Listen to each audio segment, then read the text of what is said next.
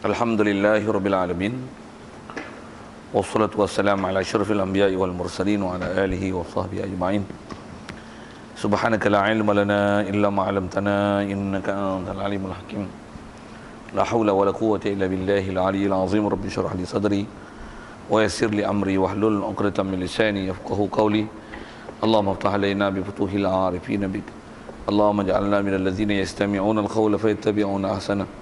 Allahumma alimna mimma jahilna wa anfa'na mimma 'allamtana wa zidna 'ilman nafi'a ya rabbal alamin. Qala Syekh Musannif rahimahullah taala wa nafa'na bihi wa bi 'ulumi fid dharain. Kita di muka surat 6. Adapun sifat yang harus pada zat Allah Ta'ala yang wajib atas setiap mukallaf mengenalkan dia dengan tafsilnya, iaitu satu sifat jua, iaitu fi'lu kullu mumkinin aw tarkuhu. Artinya berbuat setiap mungkin atau meninggalkan akan dia. Ya tuan sekalian, pertama sekali syukur terima kasih kita kepada Allah Ta'ala. Kesyukuran pertama sekali nikmat hidup yang masih Allah Ta'ala beri. Syukur kita dapat Islam, mak ayah kita Islam, Islamlah kita.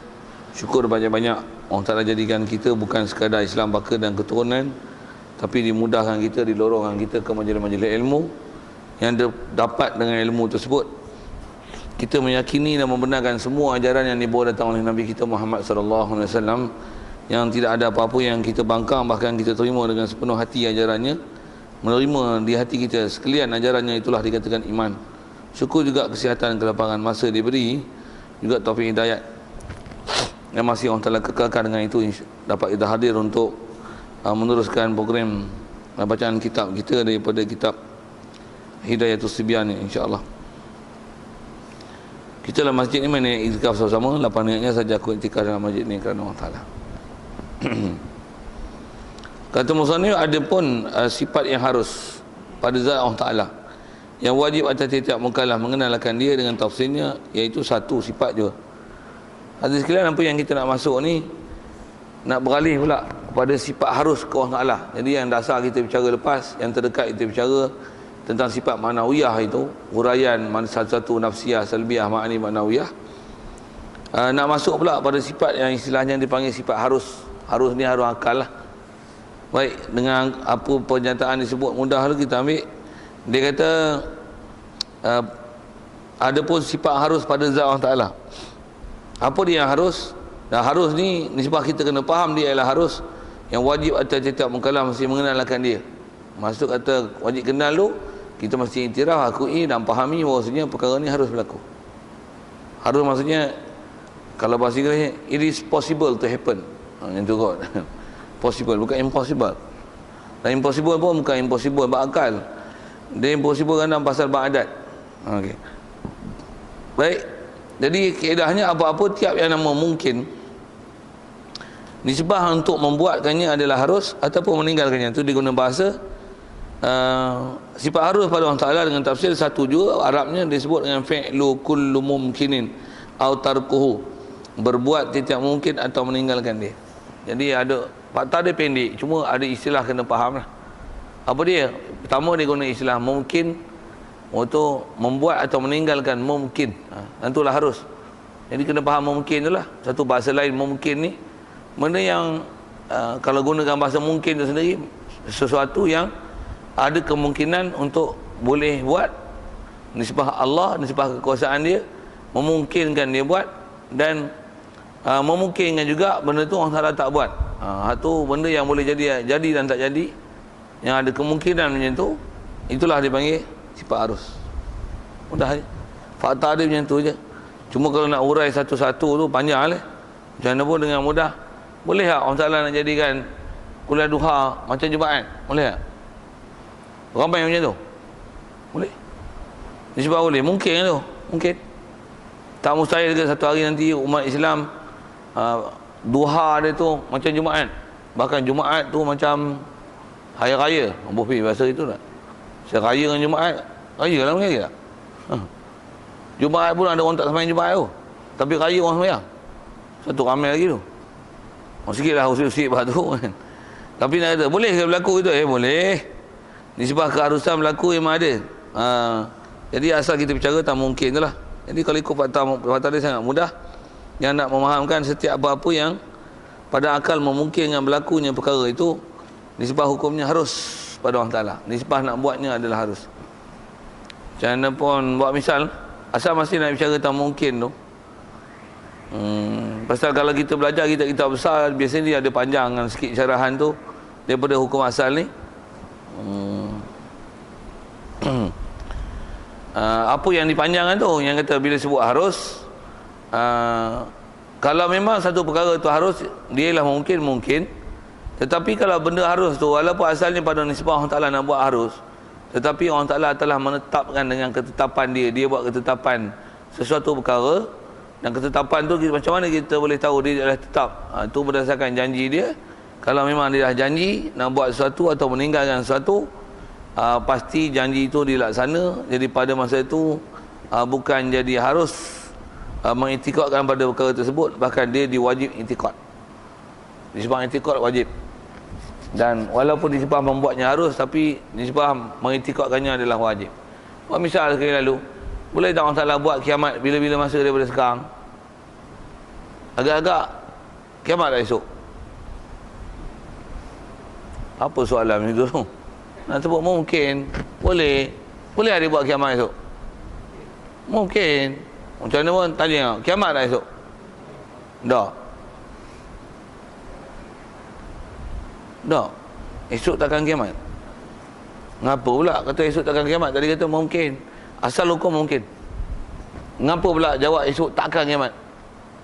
Jawab boleh tak? Tu yang sebut kata ada benda mendatang. Berdasarkan faktor janji, kiamat takkan berlaku melainkan ada alamat. Dan alamat tu alamat kecil, alamat besar. Yang kata esok kiamat kan? Tak akan kiamatnya esok. Pasal alamat besar tak ada lagi. Berdasarkan janji, Allah Ta'ala dia takkan mungkir. Memang nisbah nak buat kiamat, nisbah kuasa dia boleh buat bila-bila masa dia kendaki. Tetapi dia tak buat lagi pasal apa?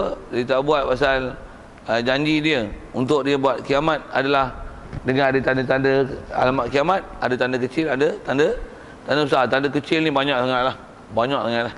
Tanda besar yang tak ada lagi. Dan tanda besar dia mula dengan Mahdi, kalau ikut dengan kitab. Dan yang tu yang masyhur menyebut kaedah Ahlussunnah wal Jamaah, bermula dengan Imam Mahdi. Lepas tu nanti akan ada lepas muncul Imam Mahdi tu Dajjal. Lepas tu Nabi Isa bunuh Dajjal. Dan apa peristiwa selepas itu, barulah nanti ada kemungkinan untuk jadi kiamat berdasarkan janji. Nisbah harus buat esok boleh, petang lagi boleh kiamat. Nisbah Allah Ta'ala nak buat. Tapi kalau atas soalan adakah Allah Ta'ala buat perkara itu, tidak. Kalau buat benda harus lagi, misalnya boleh tak Allah Ta'ala tukarkan hujan turun kat Malaysia ni bukan hujan air, tapi hujan mai? Boleh tak? Tu turun tak hujan mai? Hujan tak turun. Apa itu? Hujan tak turun. Yang kata hujan mai, hujan tak turun. Mengapa dia tak turun kan? Dia nak turunkan tu di atas peraturan yang ketetapan dia dah buat. Antara ketetapan tu, kadang-kadang ketetapan tu kalau saya sebut dia ketetapan syarak. Nisbah melakukan kiamat dengan ada alamat besar antaranya. Dan nisbah faktor musabab khususnya hujan apa, dia atas faktor dan sebab hujan lah. Nisbah buat Allah Ta'ala yang buat semua. Nisbah nak buat tu harus pada Allah Ta'ala untuk buat perkara tu, mungkin dah harus. Macam mana pun biasanya pengurusan Allah Ta'ala buat ni walaupun atas nama harus, tapi dibuat tu berdasarkan istilahnya cause effect, ada sebab musabab. Boleh tak dia sembuhkan kita penyakit tanpa semakan sama ubat? Boleh tak? Sebab boleh, wajib iktikad tu, jangan silap tu. Habis tu makan ubat pasal apa? Makan ubat pasal kita disuruh ikhtiar dan berubat untuk melaksanakan kos sesuatu, kod mendatangkan efek sembuh misalnya. Hak tu adalah nisbah pentaklifan. Asal nak sebut ialah harus pada Allah Ta'ala. Harus tu harus. Macam mana pun di atas tindakan, kita mesti asasnya bertindak di atas kaedah apa yang baik dilaksana, apa yang mudarat dihindarkan. Itu prinsip lah. Macam mana pun asal bicara kita, Allah Ta'ala nisbah nak buat apa-apa yang nama mungkin adalah harus. Buat misal isu sekarang, boleh harus tak? Boleh tak Allah Ta'ala bagi jadi Kasih Ahmad tu beriman Bukan beriman saja dengan Quran, tapi Quran dengan hadis, bukan saja hadis biasa. Habis ada doa semua dia pegang, lebih kuat pada Wahabi lagi. Boleh tak? Boleh. Harus. Nisbah Allah Ta'ala nak buat harus. Soal, dah jadi belum? Siapa yang akan menyebabkan jadi itu? Nisbah faktor cause effect dah, hasilkan effect tu. Nak buat apa? Sabab ditaklif kat kita. Pergi. Nak cakap ke hujah ke kelahi ke debat ke, bagi risalah ke artikel ke, agak geram, penyepak je bagi sekali. Pasal apa tu? Pasal ada benda dibuat yang salah, yang tak betul dengan syariat. Tu yang kata sepak sekali tu. Jadi asal disebut, boleh ke nisbah Allah Ta'ala nak buat? Nisbah yang nak buat boleh, tapi buat tak buat itu, antara yang dia akan buat tak buat, kalau lihat dengan kaedah kita dan pentaklifan yang dikenakan kita, apa dia? Kita ditaklifkan untuk membuat perkara itu. Perkara itu apa? Kalau nisbah dakwah dan sebagainya, yang kata nisbah asal kita bicara tentang Allah Ta'ala memang dia yang buat sesuatu atas nama mungkin tu, dan keberangkalian untuk dibuat tu boleh. Nisbah dia memang buat, memang boleh, tapi jika ada apa-apa yang telah dikait, benda tu dia takkan berlaku melainkan dengan kait tertentu. Pasal pula ketetapan tu Allah yang buat. Jadi kalau ada perkara walaupun dia harus, tapi kalau Allah Ta'ala tak kait nak buatkan dia berdasarkan faktor cause effect tadi, sabab musabab, nisbah berlaku, benda tu takkan berlaku walaupun asal hukumnya harus. Itu sebut kiamat. Misalnya, boleh tak Allah Ta'ala lantik satu Nabi khas untuk Nabi Melayu, untuk menyatukan bangsa Melayu? Boleh tak? Tanya boleh dulu, boleh tak? Boleh tak?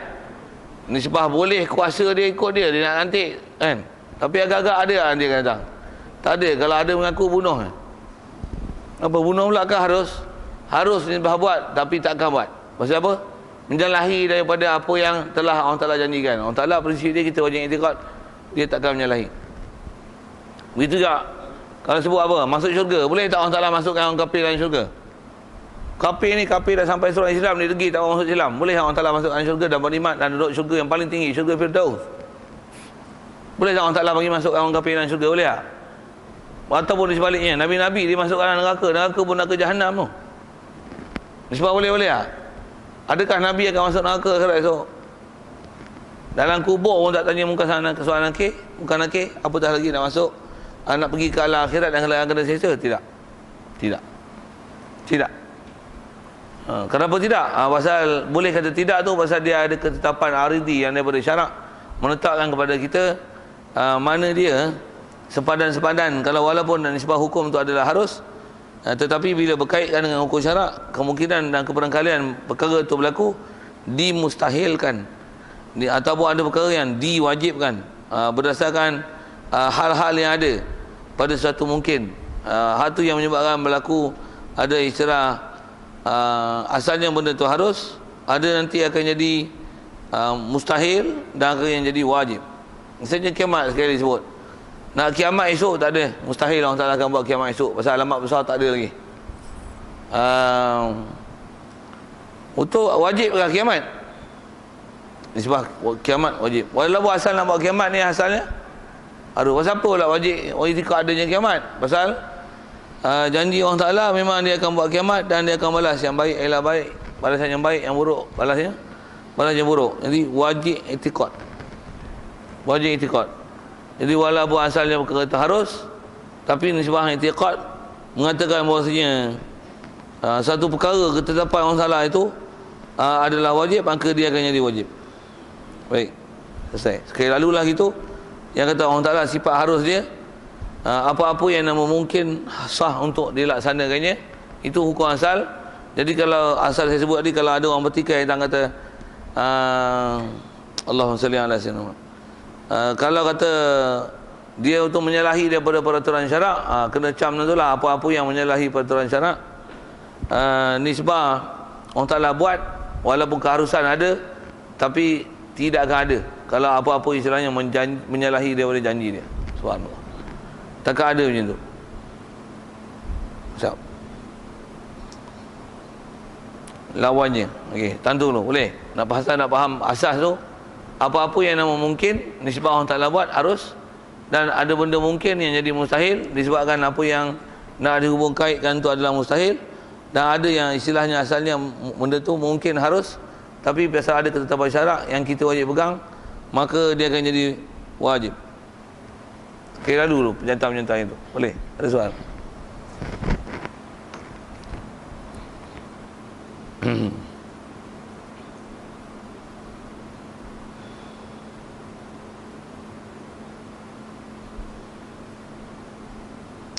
Baik, kalau tak ada terus. Dah lawannya wajib ya atau mustahil ya. Baik. Lawannya lawan apa? Lawan harus. Kalau kitab kita ni dia sebut lawan harus ada lawan. Setengah kitab dia sebut harus tak ada lawan. Siapa harus tak ada lawan?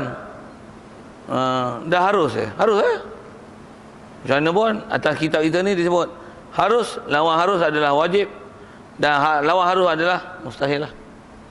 Jadi dua lagi hukum akal yang ada di sebalik daripada harus itu.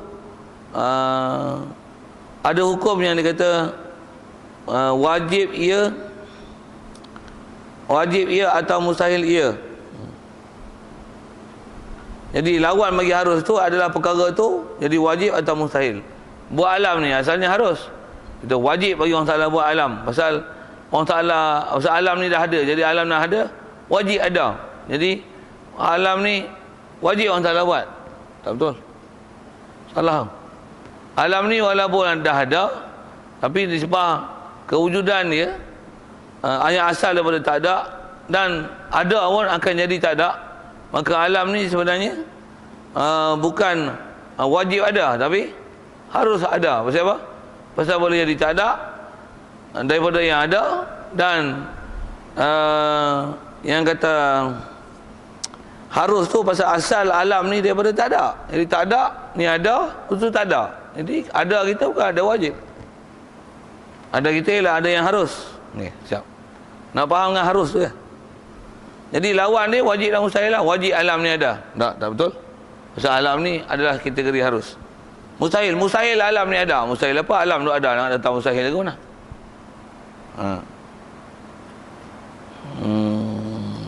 Baik, rasanya tak susah tu. Wajib ia atau mustahil ia, iaitu mustahil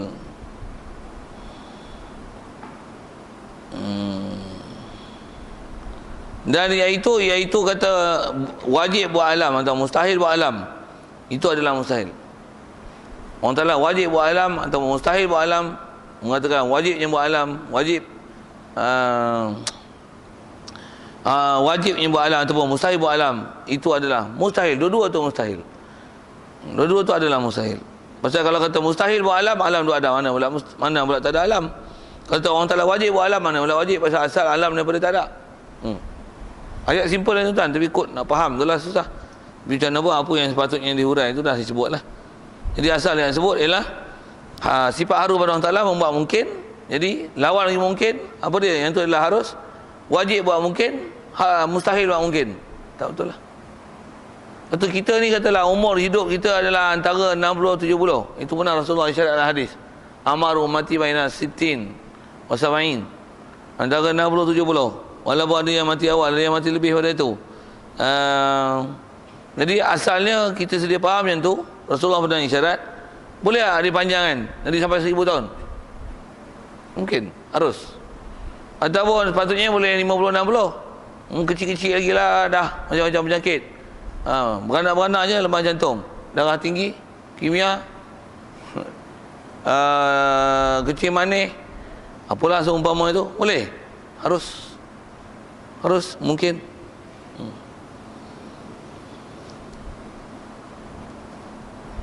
Baik, selesai. Tantung dulu soalan kalau ada tentang mungkin tu sendiri. Ada?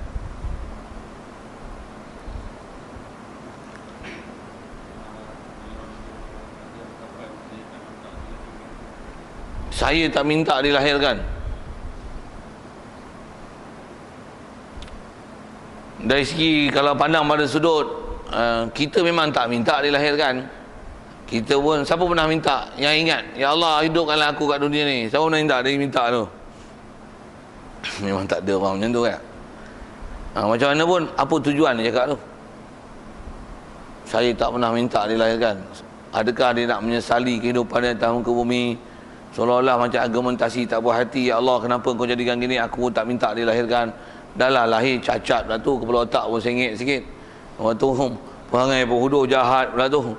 Habis-habis supaya nak melepaskan diri dia, dia blame orang Ta'ala, salahkan orang Ta'ala.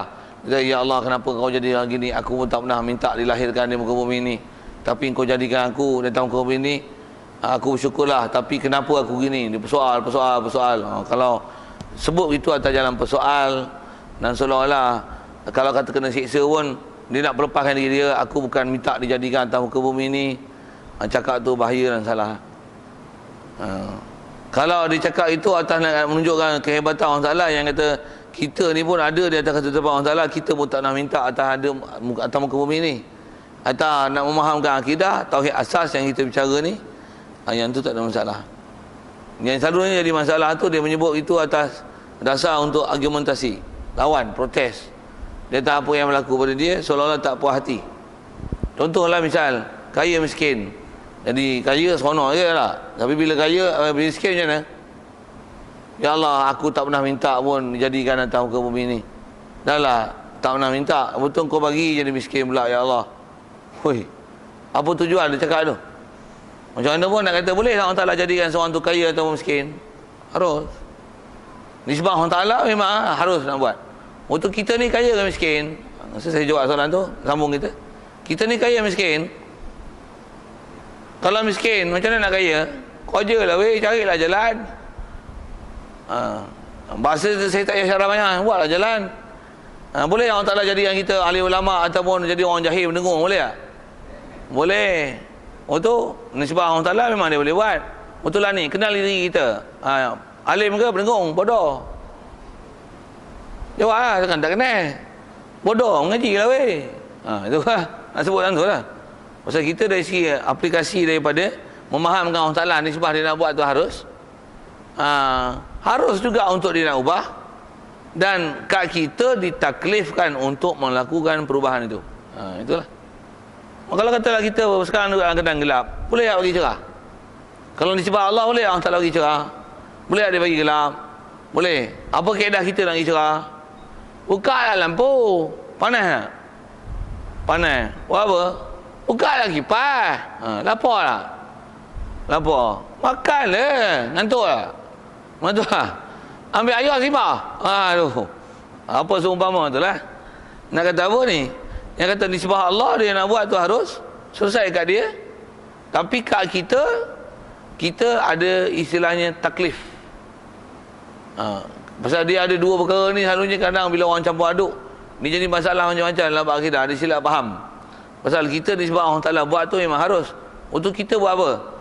Bila harus Allah Ta'ala taklah bermakna kita berserah di atas keharusan tu ke Allah Ta'ala, semutlaknya dia boleh buat apa saja. Yang kemutlakan berserah pada dia buat apa saja, itulah yang tu nanti kita akan bertindak seolah-olah kita ni tak payah buat apa-apa, dan bahkan semuanya berserah pada Allah Ta'ala, kerana kita ni nisbah nak buat sesuatu itu adalah berdasarkan apa kehendak Allah Ta'ala. Allah Ta'ala memungkinkan kita apa? Menafikan usaha ikhtiar. Tu salah, tak betul. Tu jaga sikit lah. Pasal kadang-kadang orang kita tuan, bukan kadang-kadang, ramai ni kalau kita semak, ramai manusia yang fahaman salah-salah ni macam-macam bab lah. Jadi asal bicara tu, walaupun kata nisbah Allah Ta'ala tu, nisbah dia nak buat tu harus, nisbah kat kita, dia padang pada sudut taklif, nisbah harus Allah Ta'ala nak ubah jadikan macam-macam hal harus. Tapi kita nak tengok hukum tu kat kita, pelaksanaan hukum dia wajib ke, sunat ke, haram ke, makruh ke, dia naklah dilihat dalam konteks syariat. Kita tengok menuntut ilmu apa hukum wajib. Boleh tak Allah Ta'ala jadikan kita tak menuntut ilmu pun boleh pandai? Boleh. Tapi atas peraturan, adakah dia buat kita jadi pandai tanpa menuntut ilmu?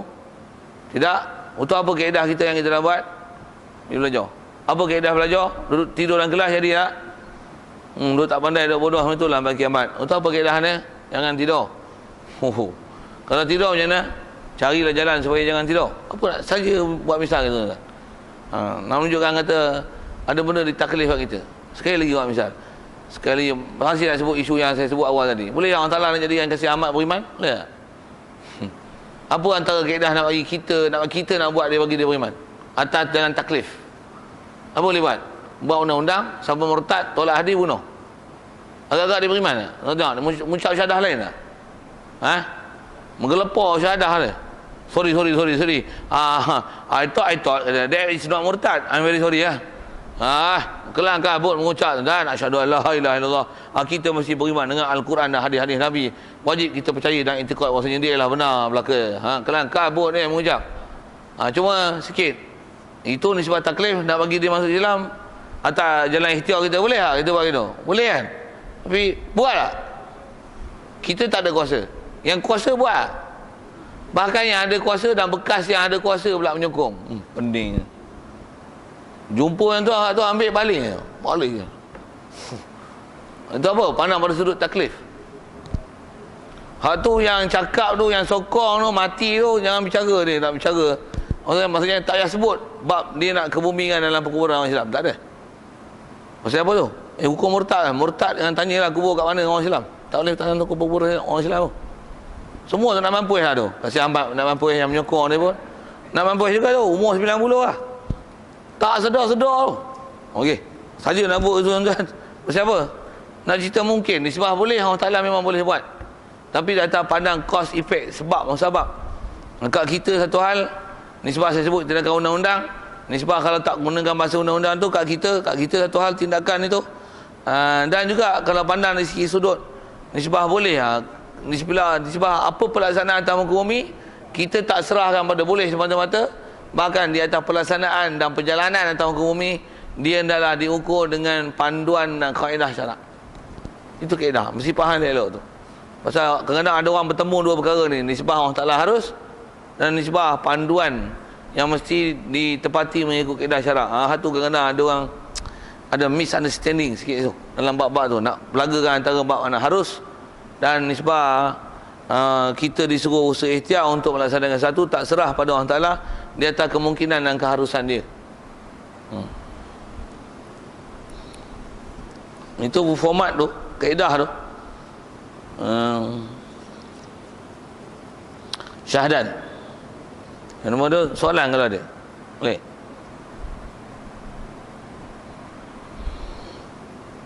Kalau sikit lagi rasanya saya nak sebut masih bab harus tu. Allah Ta'ala dia boleh tentu apa dia nak tentu kat kita tak? Tapi wajib beriman apa yang berlaku kat kita dia dah tentu. Tu beriman qada qadar.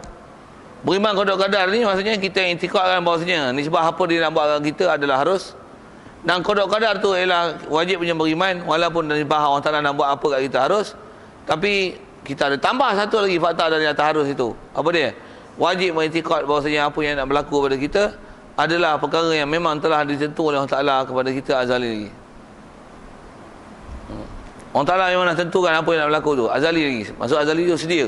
Sebelum dibuat langit bumi, memang Allah Ta'ala dah nak buat mengikut apa yang dia nak tentu. Wajib iktikad itu walaupun nisbah harus hak Allah Ta'ala dia nak buat apa, tapi wajib beriman apa yang dia telah tentukan kita. Tu beriman qada qadar. Kalau ikut asalnya ada dasar perbuatan harus di situ. Dan sekali lagi kalau bab harus tu nisbah qada qadar wajib beriman semua Allah Ta'ala dah tentu dah. Cuma kat kita tak tahu nak buat apa. Nisbah kita tak tahu. Kita tak tahu apa yang telah ditentu kat kita. Di atas kita tak tahu apa yang kita nak buat atas diri kita.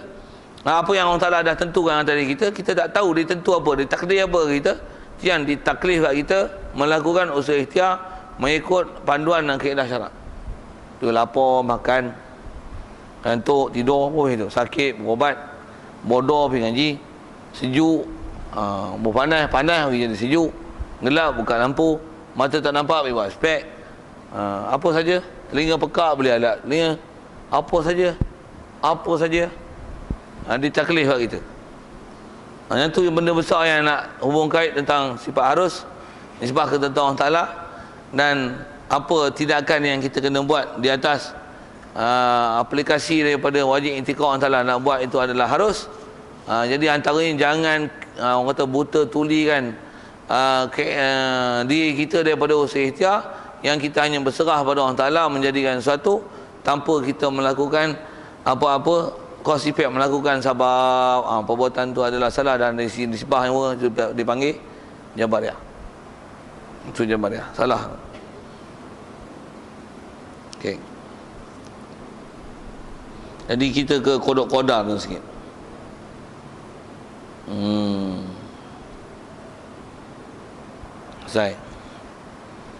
Syahadan, dan dibahagikan pula sifat 20 ini antara dua bahagi. Pertamanya, dinamakan dia istighna, artinya kaya Tuhan daripada tiap-tiap barang yang lain. Okey, yang ni dia sebut kesimpulan sikit daripada apa yang dah belajar. Cuma kalau ikut apa yang kita nak sambung ni, dia nak membahas maksud kalimah syahadah la ilaha illallah daripada sifat yang telah kita bicara ni, mana yang daripada sifat 20 ni, macam mana yang ulama boleh ambil faham daripada sifat daripada kalimah la ilaha illallah ni lah adanya sifat 20. Bupi kalau saya sebut itu, dia nak syarah tentu yang kata kita belajar sifat 20 kalau ikut Abu Mansur Maturidi, yang 13 mengikut Abu Hasan Syari itu. Antara tempat ambilan dia, jangan tuan-tuan tak tahu, tempat ambilan dia ialah ambil pada kalimah syahadah la ilaha illallah, ambil dari situ. Yang sifat 20 ni, 20 atas jalan tafsil, 13 atas jalan ringkas, semuanya adalah ambil daripada kalimah la ilaha illallah dan Muhammadur Rasulullah. Muhammad Rasulullah tu yang ada hasil 4 sifat wajib, 4 mustahil dan 1 harus pada Rasul. Okay. Jadi kalau pandang pada satu sudut, khususnya sudut yang mana? Sudut yang kata Allah adalah Tuhan sebenar. Kalau kaedah bahasa Arab, Tuhan sebenar ni yang kata Allah adalah dengan istilahnya ma'bud bil haq, Tuhan yang disembah dengan sebenar. Di atas kata ciri Tuhan sebenar yang kita sebut dalam la ilaha illallah, tiada Tuhan yang sebenar yang berhak disembah melainkan Allah. Allah mestilah bercirikan Tuhan sebenar. Apakah kriteria yang mesti ada pada Tuhan sebenar? Boleh jawab? Apa kriteria yang mesti ada untuk jadi Tuhan sebenar ni? Apa dia yang mesti ada? Dia mesti ada 2 sifat besar yang telah disyarah ulama dulu lagi. Apa dia? Mestilah Tuhan sebenar ni dia tak hajat pada sesuatu dengan apa dia buat. Dia tak hajat apa-apa dengan makhluk.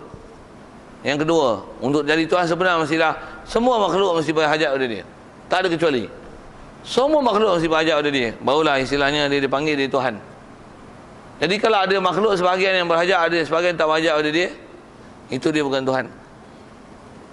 Begitu juga kalau Tuhan ni dia kurang, dia berhajat pada sesuatu untuk mensempurnakan diri dia, itu bukan Tuhan. Pasal Tuhan yang kita bicara dalam la ilaha illallah ni adalah Tuhan yang kaya pada setiap sesuatu, tu bahasa dia, yang setiap makhluk mesti berhajat pada dia. Yang tu yang dia nak guna bahasa terbahagi pula ke orang Ta'ala ni sifat 20 tu atas kaedah Tuhan sebenar, nak mencirikan Tuhan sebenar ni. Dia ada 2, ada nama dia pertama istighna, dan yang keduanya nanti disebut dengan iftiqar. Okey, kita tengok dulu dibuat bahagi tu. Jadi kata dia terbahagi pula sifat 20 ni atas 2 bahagi. Bahagian yang pertama dinamakan istighna. Satu istighna. Yang kedua nanti kita akan jumpa iftiqar. Kalau umum sebut kriteria ni 2 ni lah ciri besar. Tuhan mesti 2 ciri ni. Artinya maksud istighna ni apa? Tuhan yang Allah Ta'ala mestilah kaya Tuhan daripada tiap-tiap barang yang lain. Istilah kaya maksudnya tak hajat. Dia mesti tak hajat. Hatta kita tengok satu sudut macam seolah-olah dia perlukan perkara itu. Misalnya dia buat malaikat, hantar wahyu siapa? Hantar rezeki siapa? Cium segala apa? Apa lagi? Sawut nyawa siapa? Apa tugas muka nakir? Jadi malaikat ni ada tugas masing-masing. Itu yang 10 yang wajib tahu. Untuk berapa ramai malaikat semuanya? Oh, banyak benda yang tak boleh hurai. Macam mana pun nak sebut ini tentang sifat istighna ni. Adakah Allah Ta'ala buatkan jadi malaikat itu untuk memudahkan dia mengurus dia tu Allah Ta'ala? Adakah macam tu? Kenapa? Itu artinya dia tak kaya. Dia berhajat pada sesuatu untuk menyempurnakan diri dia. Subhanallah. Itulah dikatakan istighna, yang kata terkaya Tuhan daripada setiap barang yang lain. Maksudnya kaya ni tak hajat. Dia tak hajat satu pun daripada hal lain. Jadi kalau dia buat tu, dibuat di atas semata-mata kehendak dia nak buat. Dibuat adalah di atas kehendak dia semata-mata untuk dia membuat apa-apa penciptaan mengikut apa yang dia nak buat. Jadi masuk kaya tu, istighna tu ialah kaya Tuhan daripada tiap-tiap barang yang lainnya. Jadi kaya Tuhan daripada barang yang lain tu maksudnya dia tak hajat pada satu yang lain sama sekali. Sama sekali dia tak hajat. Jadi itu kriteria besar tu dalam bab istighna, dalam bab ketuhanan. Baik, ambil lagi ayat tu, iaitu kata dia kaya Allah Ta'ala ni daripada zat. Itu maksud kata kaya Tuhan daripada tiap-tiap dan barang yang lain. Dan juga kaya Allah Ta'ala daripada fa'il, tak ada orang yang menciptakan dia. Dan kaya dia daripada fa'il, daripada yang membuat, yang menjadikan akan dia. Dan maha suci Allah Ta'ala daripada kekurangan.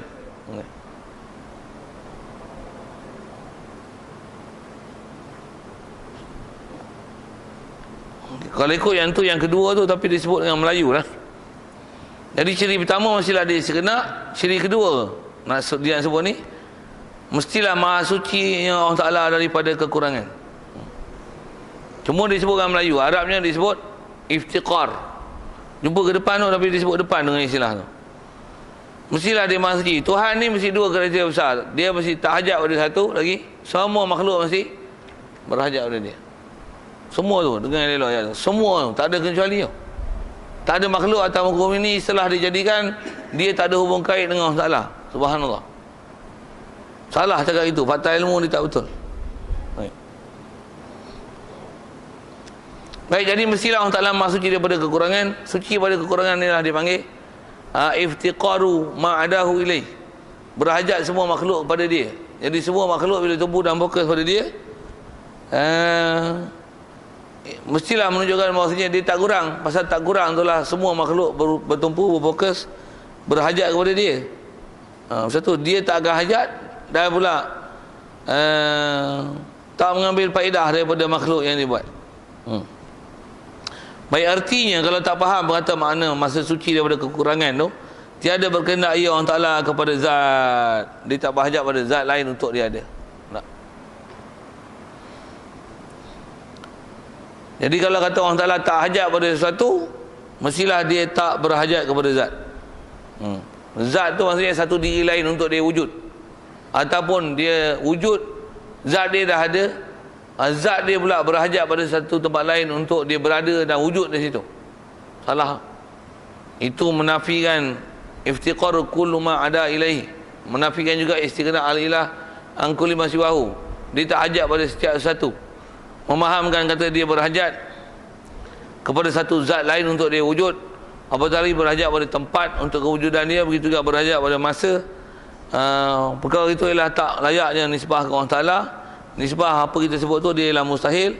Dan mustahil tu pasal apa? Pasal mustahil dia ni berhajat dan mengambil manfaat daripada makhluk yang dia buat. Baik, Allah Ta'ala dia tak hajat pada zat pasal apa? Pasal Allah Ta'ala ia zat. Dia dah zat dah, dia tak perlu pada zat lain untuk dia wujud. Kalau ikut perkataan-perkataan kita ulama kita ni macam inilah bahasa dia. Cuma ikut tuan-tuan nak telan tu susah sikit. Tambah pula dah lah nak baca tu kitab-kitab lama. Bahasa tu bahasa klasik.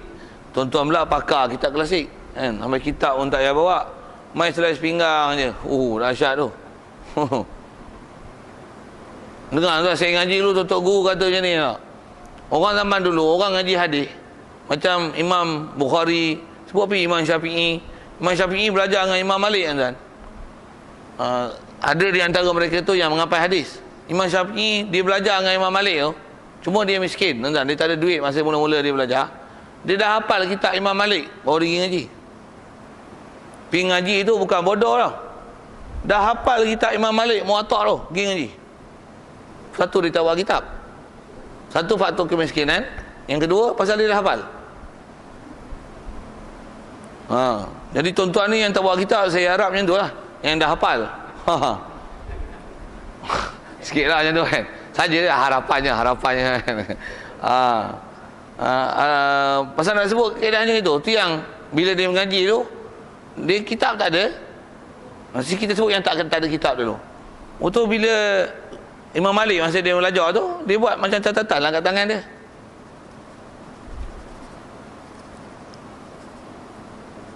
Kalau katalah macam saya sebut ni, tak berhajat pada tu, istighna tak hajat pada tu. Ciri kriteria sepatutnya bertuhan ada dua. Istighna, kaya setiap makhluk pada setiap satu, setiap makhluk masih berhajat pada dia. Bukan ada tulisan apa-apa, tapi ajas buat orang kata isyarat, catat lah. Lepas mengaji, Tok Guru panggil, salam, kau tunggu tak? Dua ni, kau mengaji ke main? Kata dia, ini araka ta'allaq biyadik bisyai ala yadika, aku tengok engkau ni masih duk belajar, kau duk main-main sesuatu kat tangan kau. Dia kata wallahi la alab, demi Allah aku tak main. Betul dia kata apa? Betul kau buat apa? Ini aktub fi yadi, kata dia, maza qult fi syarhi al hadis fi kitabik, aku tulis di tangan aku apa yang kau syarahkan, apa hadis yang dalam kitab kau. Dia kata itu. Waktu kata aku tak percaya. Kalau kata engkau catat tu, sekarang aku nak dengar apa hadis syarah pertama aku sebut tadi dalam kelas. Kawan dah hafal kan. Pertama tu guru baca hadis ni, dia sebutlah sebut riwayat hadis lah. Tunggu mensyarahkan hadis tu macam ni, riwayat sanad siapa, maksud hadis ni mengikut kaedah Arab gini. Terpegun guru dia dengar. Tak pernah aku jumpa anak murid aku yang belajar macam ni. Itu kita sebut Imam Syafi'i belajar dengan tak ada kitab. Dan ulama dulu pun ada ni, kadang-kadang ada guru mengajar tafsir, guru hafal Quran, anak murid pun ngaji semua hafal Quran, ngaji tafsir, yang ni hafal Quran, yang tu hafal Quran, semua orang ngaji tafsir, guru buat kitab, anak murid buat kitab. Ngaji hadis, tok guru hafal hadis, anak murid duk hafal hadis, tok guru pegang kitab hadis, anak murid pegang kitab hadis.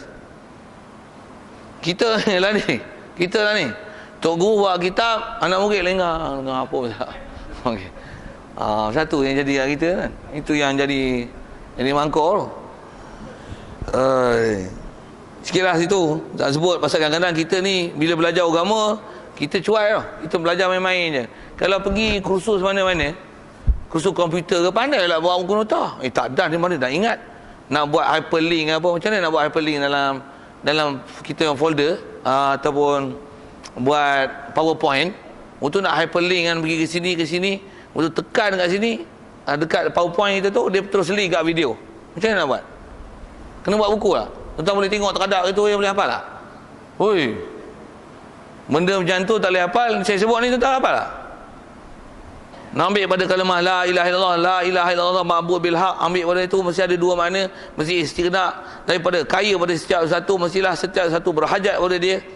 Dan dia kaya pada setiap satu, maksudnya dia tak hajat pada zat, dia tak hajat pada zat pasal dia dah zat, dia tak perlu pada zat lain. Satu dah lah, tak biasa duduk ngaji, dah lah tak hafal maklumat, dengar pun baru nak ambil faham. Kitab pun tak ada. Kitab ada pun jawi, perak macam tikus tengok besi, tak faham kan. Itulah kot. Macam mana nak buat tu? Tuan-tuan kena cari jalan lah. Saya tak tahu nak khabar ke mana tu. Tak lagi kata mengajar lebih-lebih pula. Apa nak sebut ni? Okey, siap. Jadi orang Ta'ala dia tak berhajat pada zat yang lain pasal dia dah zat. Jadi tiada berkehendak ia kepada zat kerana Allah dia zat, dan tiada berkehendak ia kepada fa'il yang menjadikan dia menjadikan Allah Ta'ala kerana Allah Ta'ala ia qadim. Jadi maksud kata tak hajat tu, dia tak hajat sesuatu tu, maksudnya disebab kewujudan dia. Yang ni pun kalau ikut kita dah belajar dulu dalam bab-bab Allah Ta'ala ni dia qiyam bi nafsi kan? Berdiri sendiri, maksudnya dia tak hajat pada sesuatu, dan dia tak hajat pada yang menjadikan. Pasal apa tak hajat pada menjadikan? Pasal Allah Ta'ala bukan kena jadi, dia sedia, dia qadim. Pasal apa tak hajat pada sesuatu? Pasal dia dah zat, dia tak perlu pada zat lain untuk dia wujud. Kehajatan dia pada zat lain untuk dia wujud. Apatah lagi dia berada di sesuatu yang dia buat sesuatu itu untuk dia wujud, dia mesti berada di situ. Mustahil. Yang tu yang dia nak bahagikan dua sifat ni. Ini dua kriteria besar mesti dipahami dalam bab ketuhanan. Tuhan mesti kata tak hajat pada sesuatu, dan mesti semua makhluk hajat pada dia. Kalau Tuhan pun dia berhajat pada sesuatu, mustahil. Mustahil. Dan tiada berkendak ia kepada orang yang menolak daripadanya kekurangan. Dia tak berhajat pada siapa untuk menolakkan kekurangan pada dia, pasal dia bukan ada apa-apa kurang. Kerana ia maha suci daripada kekurangan. Siap. Jadi kalau ikut, itulah dua kriteria besar yang mesti dipaham dalam kalimah la ilaha illallah. Jadi faham tiada Tuhan yang disembah dengan sebenarnya. Apa kriteria Tuhan sembah dengan sebenar? Istilah Arab disebut dengan istighna ni satu, dan kata maha suci daripada kekurangan tu yang semua makhluk mesti hajat pada dia adalah iftiqar. Jadi dua istilah tu, istighna, iftiqar. Istighna dan iftiqar.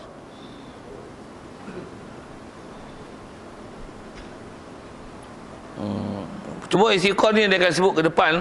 Dia sebut tadi dengan bahasa mudah tu, maha suci daripada kekurangan tu. Baik, kita berhabis tu tengok baca. Ada benda yang kita dah lalu, cuma nak tengok dengan senarai dia yang sebut. Dia kata dan masuk dalam istighna ini, asal terjemah istighna ni ialah kaya pada setiap satu. Kemudian bahasa Menjawi tu, kaya tu pun tuan-tuan kena bagi faham maksud kaya tu. Pasal tu istilah kitab lama.